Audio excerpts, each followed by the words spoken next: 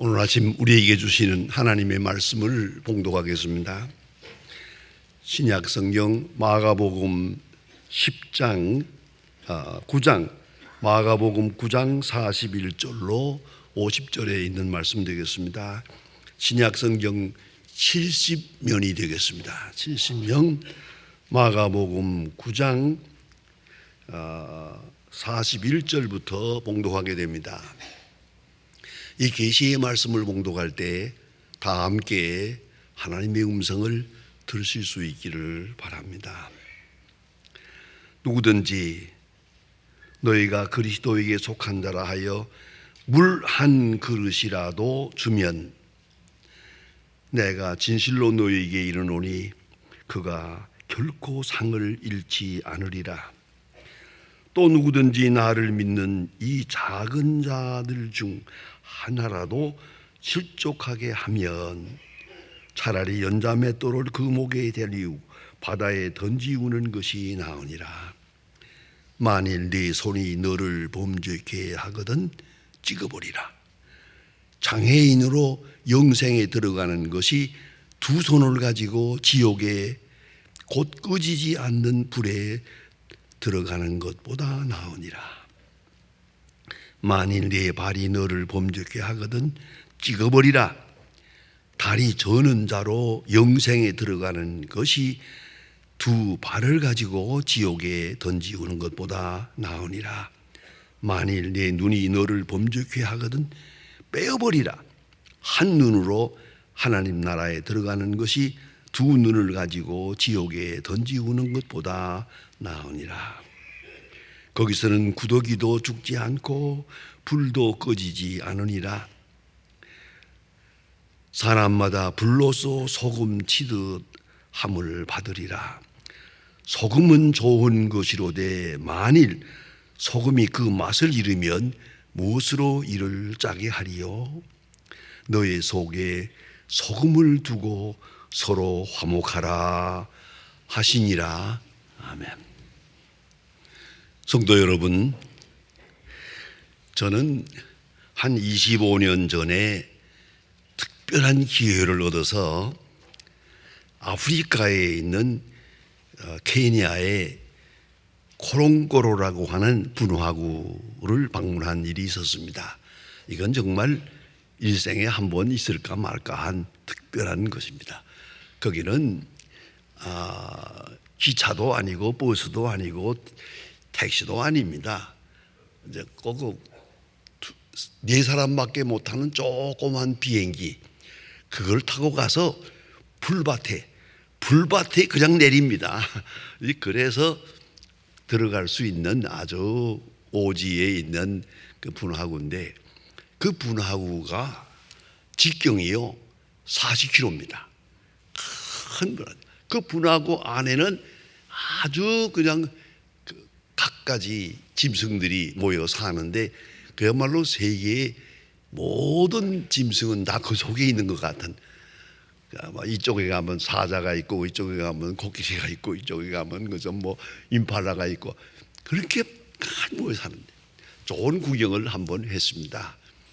특별한 얘기 하나 드리면요, 내가 가서 그 초원에 있는 동물들을 보다가 깜짝 놀란 게 있습니다.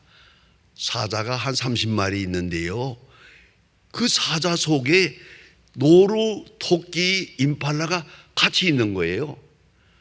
아니 이게 말이 됩니까? 어떻게 사자하고 노루하고 토끼가 같이 살 수 있냐고요. 내가 내 눈을 의심하고요, 심지어는 내가 잠깐 실수했습니다. 내가 천당에 왔나? 이거 어떻게 된 게, 아니 이 사자하고 이런 토끼가 노루가 같이 있단 말이에요. 하도 신기해서 정신을 차리고 안내자에게 물어보았어요. 도대체 이게 어떻게 된 거냐고, 내가 지금 낙원에 온 거냐고 했더니 참 재미있는 얘기를 해요. 사자는 아주 신사가 돼서 식사 시간 외에는 식사를 안 합니다. 그래요. 꼭 저녁이 돼야만 식사를 해요. 다른 시간에는 전혀 관계하지 않습니다. 어떤 짐승이 오든지 상관 안 합니다. 그 사이에 같이 어울려서 해야 되는 동산 같이 하다가 일부러 내 그거 알고 싶어서 저녁 6시에 또다시 그리 가자. 차를 몰고 그 가봤죠. 했더니 모든 짐승이 다 도망가고 없어요. 또 그 사단한 놈이 이상한 신사가 돼서요, 병든 놈이라든가 잠자는 놈이라든가 이건 건드리지 않는답니다. 꼭 활발해서 막 도망가는 놈이래야 따라가서 물죠. 그런 체질이 있대요. 그런 소질이. 그래서 이 동물들이 그렇게 같이 어울려 사는 그런 모습을 보았는데 참 특별한 경험이었다고 생각합니다. 그런데 그 언덕 위에는 또 넓은 초원이 있습니다. 그 초원에 마사이족들이 키우는 소가 있어요.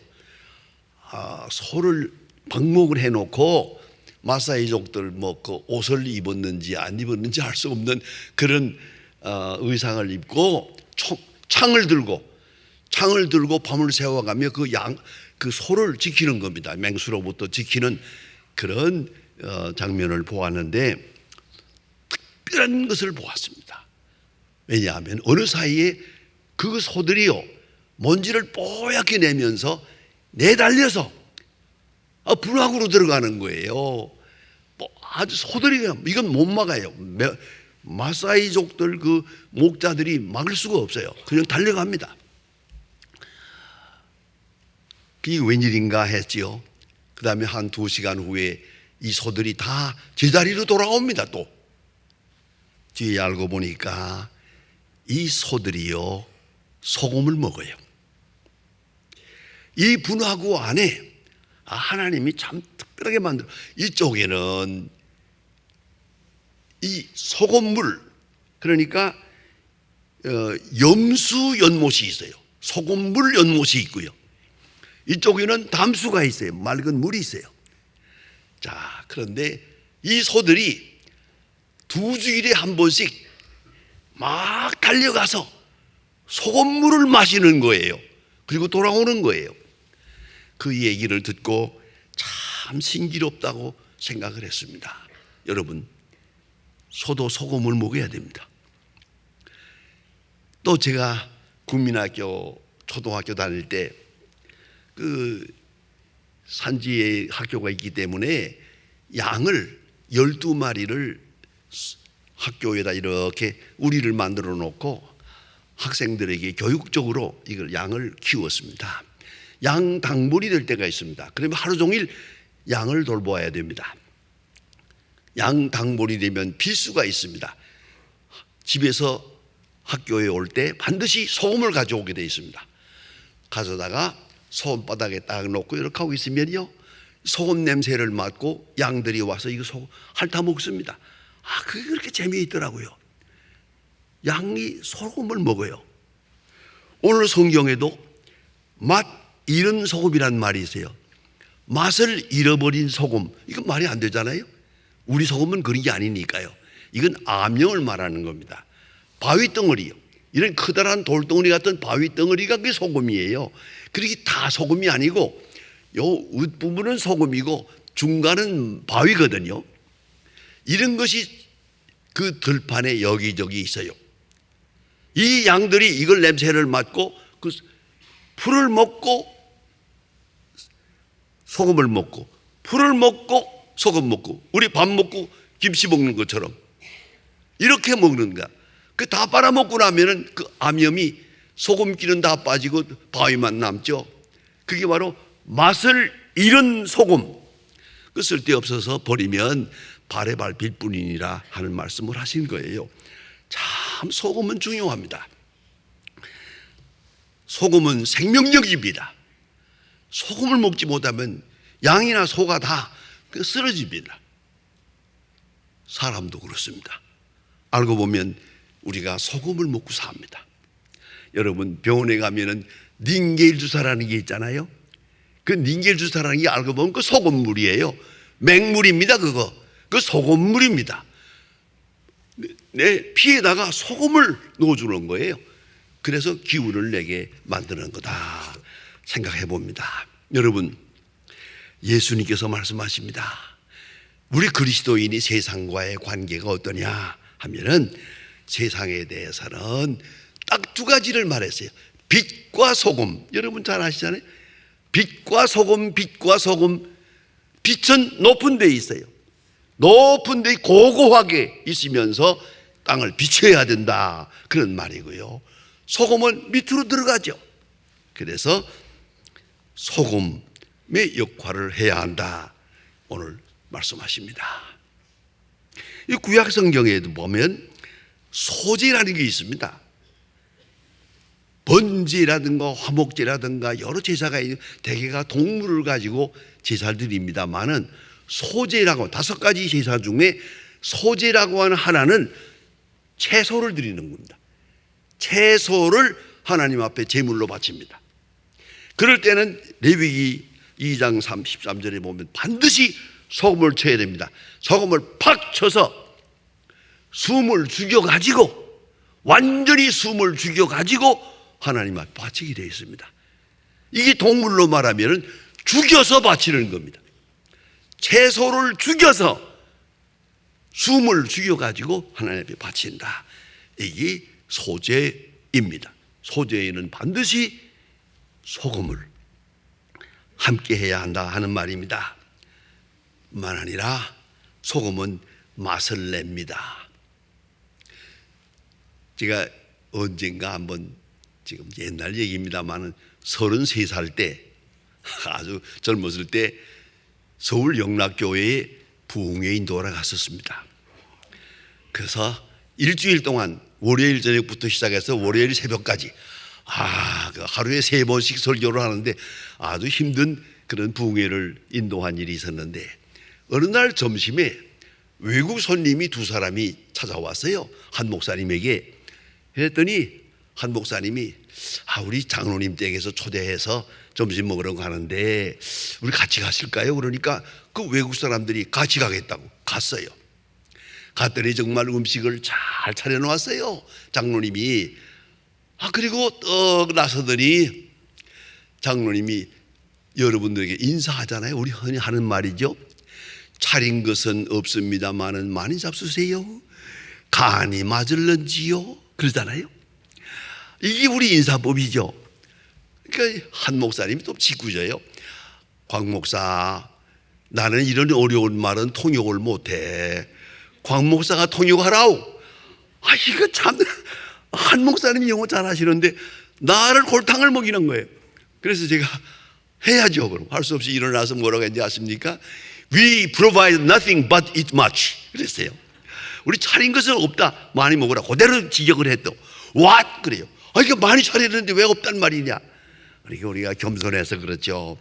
차린 것은 없습니다. 많이 잡수세요. 그 다음 말이 또 있습니다. 간이 맞을런지요?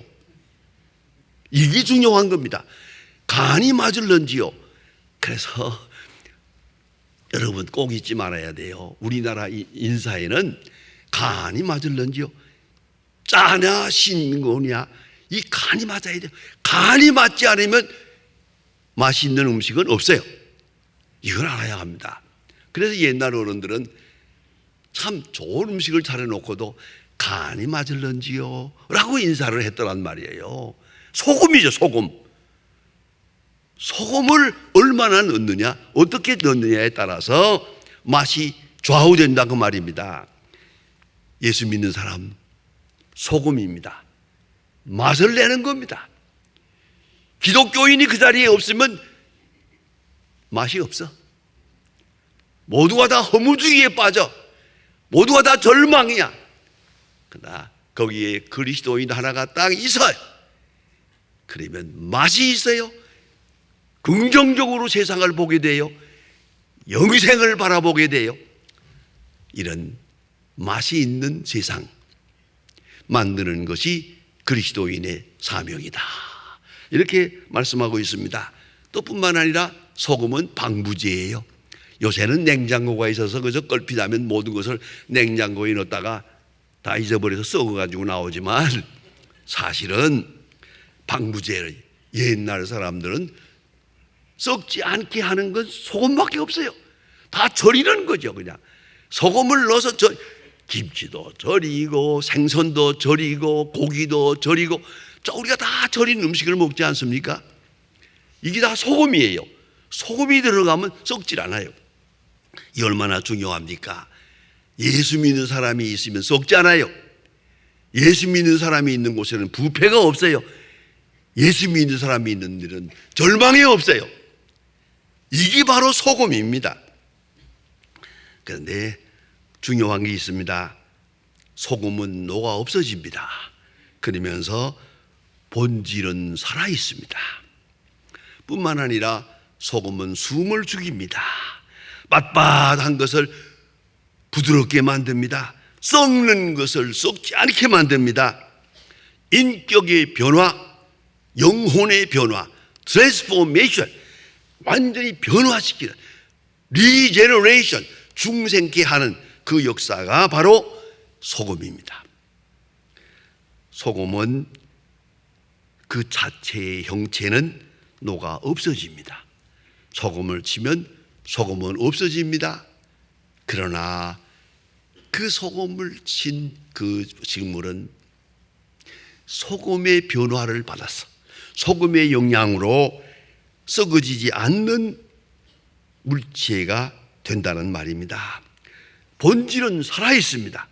그리고 상대방을 변화시킵니다. 내 형체는 없어지는데 상대방을 변화시킵니다. 이게 바로 소금입니다. 형체는 녹아 없어진 듯 하나 맛을 내고 썩지 않게 하는 것이 소금입니다. 얼마나 중요합니까?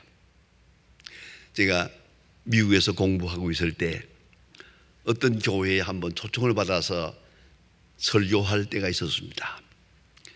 설교할 때 그때 피아노밖에 없었는데 그 피아노를 치는 분이 참 잘 치더라고요. 이 피아노를 그 찬송가를 참 은혜스럽게 친다는 건 참 쉽지 않은 일입니다. 참 잘하더라고요. 그래서 내가 그 피아노 소리를 들으면서 참 피아노 잘 친다. 그렇게 마음으로 칭찬했어요. 예, 마친 다음에 본교회 목사님이 날들 하는 말이, 목사님 바쁘시겠지만은요, 저 피아니스트 만나고 가세요. 좀 만나달라고 그래요. 왜요? 저 분이 서울 영락교회 장로 딸입니다. 여기 와서 공부하다가 자기 친구하고 만나서 애인이 되어가지고 결혼까지 하고 애가 둘이 있습니다. 그런 가정인데 지금 이혼한답니다. 이혼하기로 했답니다. 이거 안 됩니다. 우리 한국인이 많지 않은데 한국 사회에 이런 일이 있어서는 안 되고, 또나 그리스도인이 있어도 되겠습니까? 장로 가정이고 뭐 안 되는데, 이혼해서는 안 될 사람인데 아이들을 위해서라도 이혼하겠다니 어떡할지. 내가 여러 번 권해봤는데 안 듣습니다. 목사님이 한번 만나주세요. 그래서 예배를 피하고 나서 제가 라이너에서 만났습니다. 그리고 점심을 먹으면서 얘기를 들어봤습니다. 왜 이혼하겠냐, 뭐 어쩌고 뭐 이혼할 만한 얘기가 많죠. 그 조건이 많아요. 다 듣고 나서, 그러나 어린애가 둘인데 저 아이들을 낳았는데 책임을 져야지. 저들의 운명을 비참하게 만들어서 되겠냐? 애들을 위해서라도 이혼 안 할 수 없을까? 그러니까 안 되겠습니다. 한참 얘기 끝에 다시 한번 생각해 봅시다. 그래, 무슨 방법이 없을까? 있지요. 깜짝 놀라가지고, 있다면 그렇게 해야지. 뭔데? 그러니까 내가 죽으면 되죠. 내 자존심이 죽으면 됩니다. 그렇습니다. 그 변변치 않은 자존심 하나 때문에 애들을 불쌍하게 만들어야겠어요? 운명이 바뀌는데. 여러분, 잊지 말아야 합니다. 내가 죽어야 됩니다. 내가 죽으면 사는 겁니다. 내가 죽으면 살리는 겁니다. 소금은 녹아 없어지는 겁니다. 형체는 없어요. 그러나 소금은 살아있어요. 여러분, 잊지 말아야 합니다. 오늘 성경 말씀에 예수님께서 말합니다. 야, 너의 속에 소금을 두고 서로 화목하라. 화평을 말합니다. 화목. 아무리 외쳐도, 자, 돈 가지고 화목합니까? 명예 가지고 화목합니까? 세상 지위 가지고 화목이 되느냐고. 많은 초락이 화목, 아니옵시다. 썩어야 됩니다. 소금은 녹아 없어져야 됩니다. 그래야 화목하는 겁니다. 이 예수님의 간단하고 귀중한 진리입니다. 소금을 두고 화목하라. 내가 썩으라. 내가 없어져라. 그래야 화평은 이루어지는 것이다. 이걸 말씀하고 있습니다. 내 얼굴에서 소금빛이 있어야 됩니다. 내 말에 소금이 있어야 됩니다. 내 행위에 소금 냄새가 나야 됩니다. 여러분, 내가 희생하지 않고 되는 일은 없습니다.